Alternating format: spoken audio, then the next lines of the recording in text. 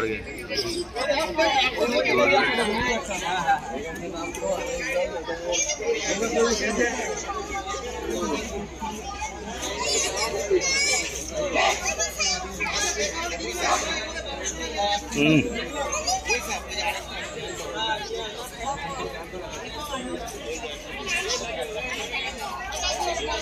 Good morning आजकेर आमादेर सुंदरबनेर पर्व 2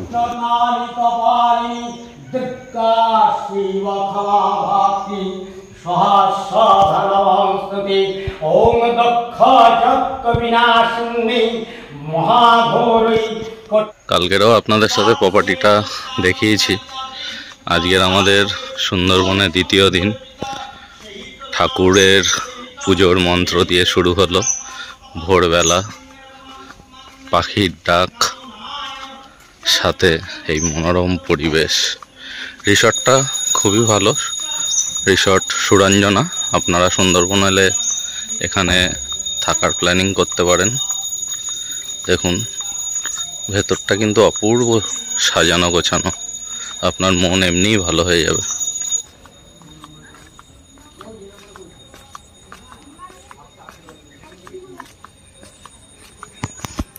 আমি সকালে উঠে একটু মর্নিং ওয়াক করে নিলাম।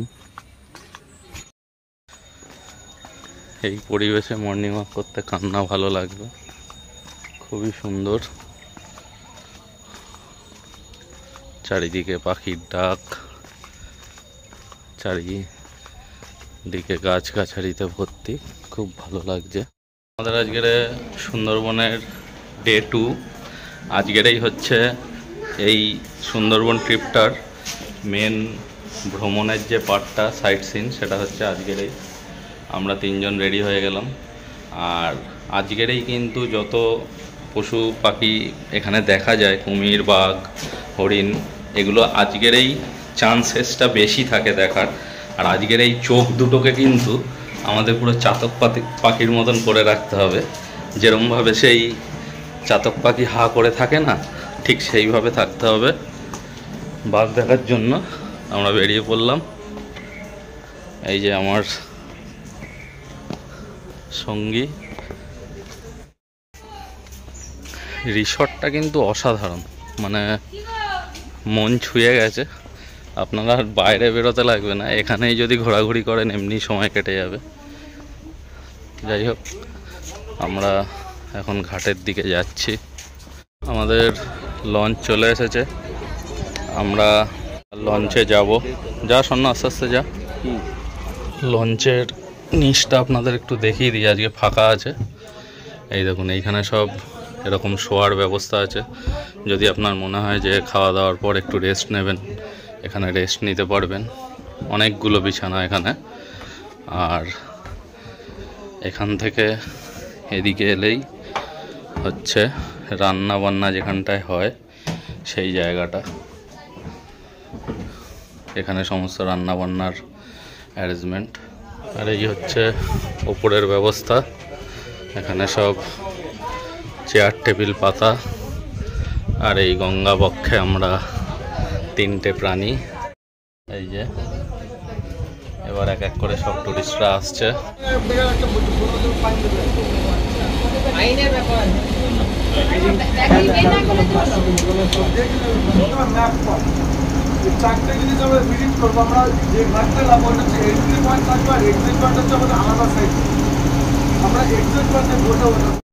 আমরা সজনেখালি ঘাটে নামলাম। এখানে একটা পার্কের মতন রয়েছে।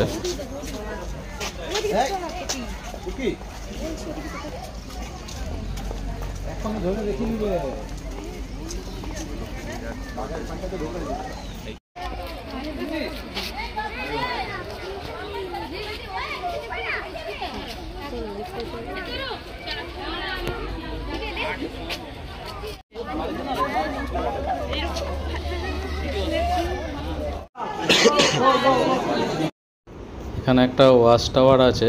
এই ওয়াচ টাওয়ারে উঠলে পুরো সুন্দরবনটা সুন্দরভাবে দর্শন করা যায়। এবং এইখানে একটা মিষ্টি জলের ডোবা আছে, যেখানে এখানকার লোক যেটা বলল যে বাঘ এখানে জল খেতে আসে, কারণ নোনা জল না খেয়ে এই মিষ্টি জল ওনারা খেতে আসে।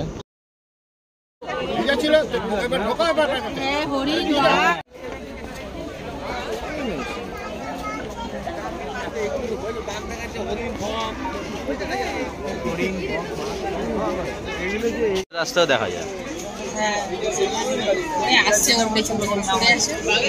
সুন্দরী গাছ, সুন্দরী গাছ, তাদের ছবিটা তোলা দরকার ছিল, এরকমই তাকাল।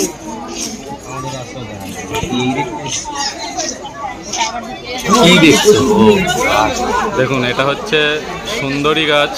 এই গাছের নামকরণেই এই জায়গার নাম সুন্দরবন।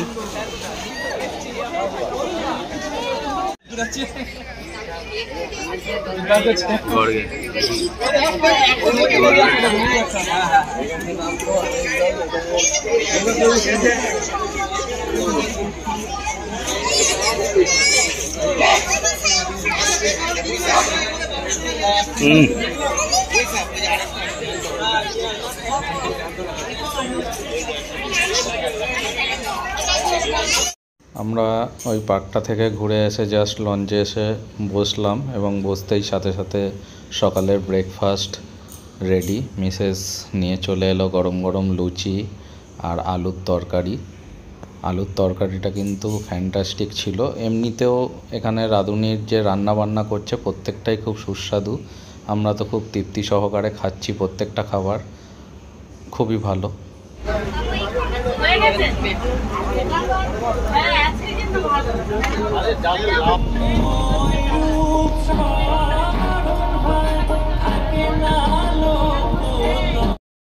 দেখুন, সুন্দরবন মানেই আপনারা এসেই বাঘ দেখতে পেয়ে যাবেন, এই ভাবনাটা করে আসা কিন্তু একদমই ঠিক নয়। লাকিলি যদি দেখতে পেলেন তো ভালো, কিন্তু সুন্দরবনে কিন্তু অ্যাকচুয়ালি যেটা, সেটা হচ্ছে এখানকার অপরূপ প্রাকৃতিক সৌন্দর্য। আর এই যে লঞ্চে করে আপনি এই প্রাকৃতিক সৌন্দর্য, চারিদিকে ম্যানগ্রোভের জঙ্গল, তার ভেতর থেকে আপনি লঞ্চে করে যাচ্ছেন এবং এই সুন্দর সবুজকে উপভোগ করতে করতে, এটাই কিন্তু এখানকার সবথেকে বড় প্রাপ্তি। প্রকৃতি প্রেমীরাই কিন্তু এই জিনিসটা বুঝবে। আমরা যদিও হরিণ দেখতে পেয়েছি, কিন্তু বাঘ আর এবারে আমাদের কপালে রইল না। কিন্তু প্রাকৃতিক সৌন্দর্য কিন্তু অপরূপ, মানে কথায় আমি বোঝাতে পারবো না, এটা আপনারা নিজেদের চোখে দেখলে তবেই বুঝতে পারবেন।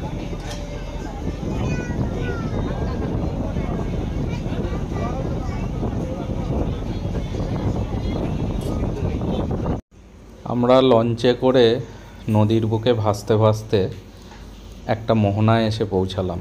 আমাদের গাইড বললেন যে এখানে 5টা নদীর মোহনা, মানে 5টা নদী এসে এখানে যুক্ত হয়েছে এবং সামনেই কিন্তু বঙ্গোপসাগর। মানে আমরা সাগর আর নদীর যে কানেক্ট, সেই জায়গাটা অবধি এলাম এবং এখানে আসতে আশ্চর্য ব্যাপার, প্রচণ্ড হাওয়া আর বৃষ্টিও এলো সাথে। এইটাই পাওনা ছিল আমাদের, যে নদী বুকে যদি একটু বৃষ্টি পাই, সেটাও আমাদের কিন্তু পেলাম।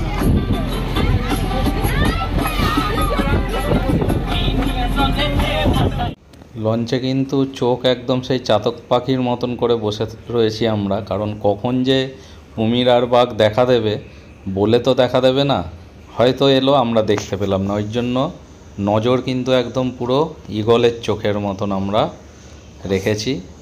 কিছু কিছু জিনিস দেখতেও পেয়েছি, কিন্তু আসল যার জন্য আসা, রয়্যাল বেঙ্গল টাইগার, সে দেখা তো পেলাম না আর এই গল্পে।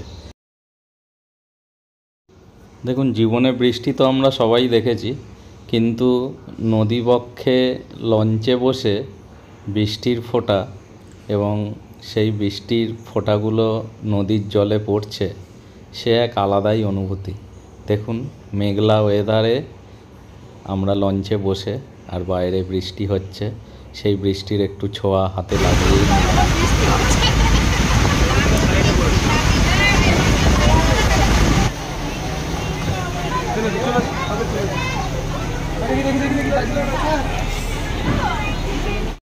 তারই ভেতর গরম গরম ভেজ পকোড়া চলে এলো।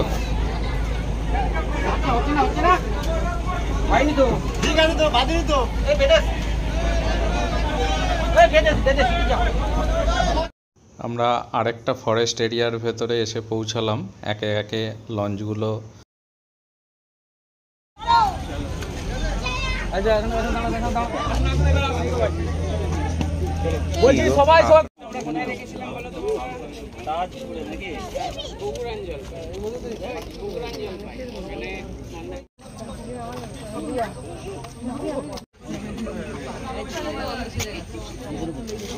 বলছি দাদা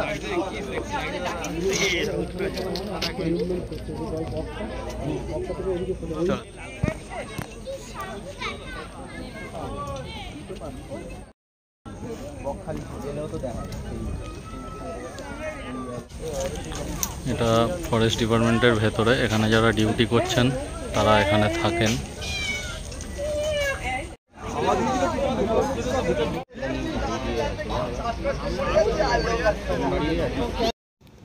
আমরা সুন্দরভাবে ফরেস্টের জায়গাটা দেখে এলাম, সবুজে সবুজ এবং জাল দিয়ে সম্পূর্ণ মানুষের সেফটির জন্য ঘেরা।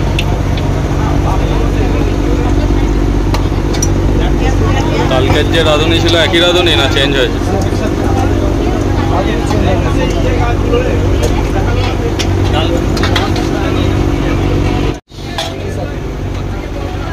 যেটা মাকে দিয়ে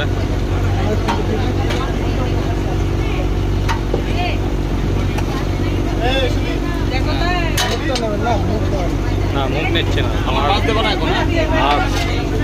এখানে কিন্তু খাবারের টাইমিংয়ের কোনো ত্রুটি নেই, মানে একদম টাইম টু টাইম ওনাদের যে খাবার দেওয়ার কথা সেগুলো কিন্তু দিয়ে যাচ্ছে। আজকের দুপুরের মেনুতে তো অনেক কিছুই ছিল, ইলিশ মাছ, চিংড়ি মাছ, ডাল, আলু ভাজা, পুঁই শাক, মাছের মাথা দিয়ে আমরা তিনজনে খেয়ে দিয়ে নিলাম একদম দুপুরে তৃপ্তি করে।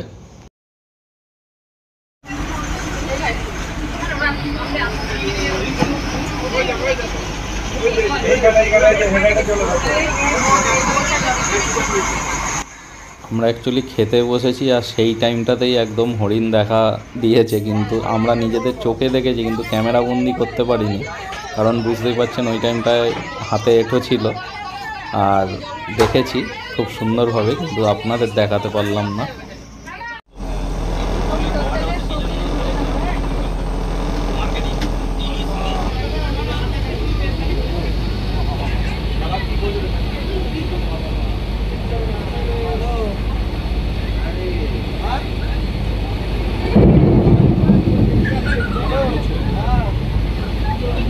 সকাল থেকে সমস্ত সাইট সিন করে অবশেষে বৃষ্টির ভেতরে আমাদের হোটেলে এসে আমরা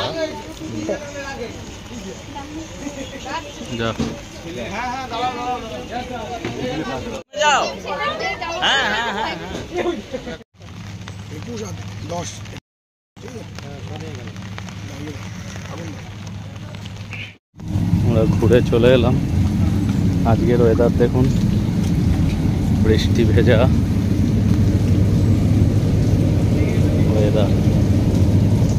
আমরা জাস্ট ঘুরে এসে ফ্রেশ হয়ে বসতে না বসতেই আবার আমাদের এগ চাউ দিয়ে গেল। বললাম না এদের খাওয়ার যে টাইমিংটা কোনো ভুল নেই, একদম পরপর দিতেই আছে। এবার আপনি যে কতটা খেতে পারবেন সেটা আপনার ওপর। পরিষেবা কিন্তু খুব ভালো। আজকের রাত্রিরের ডিনারটা সব থেকে ফার্স্ট ক্লাস ছিল, মাটন হয়েছিল। আর মাটনটা রান্নাটাও খুব সুন্দর হয়েছে, কালারটা দেখে নিশ্চয়ই আপনারা বুঝতে পারছেন। আমরা রুটি আর ভাত একসাথে করে অর্ডার দিয়েছিলাম, মানে বলে রাখতে হয় রুটির জন্য। আর সবজিটাও কিন্তু খুব সুন্দর হয়েছিল। আর কত সুন্দর গুছিয়ে পরিবেশন করে দিচ্ছে দেখুন। মানে ট্যুরিস্ট যে ইকো ট্যুরিজম, সুন্দরবন ইকো ট্যুরিজমটা, এদের কিন্তু ব্যবস্থা খুব ভালো। ঠিক আছে, দ্বিতীয় দিনের পর্ব এখানেই শেষ করলাম। Good night.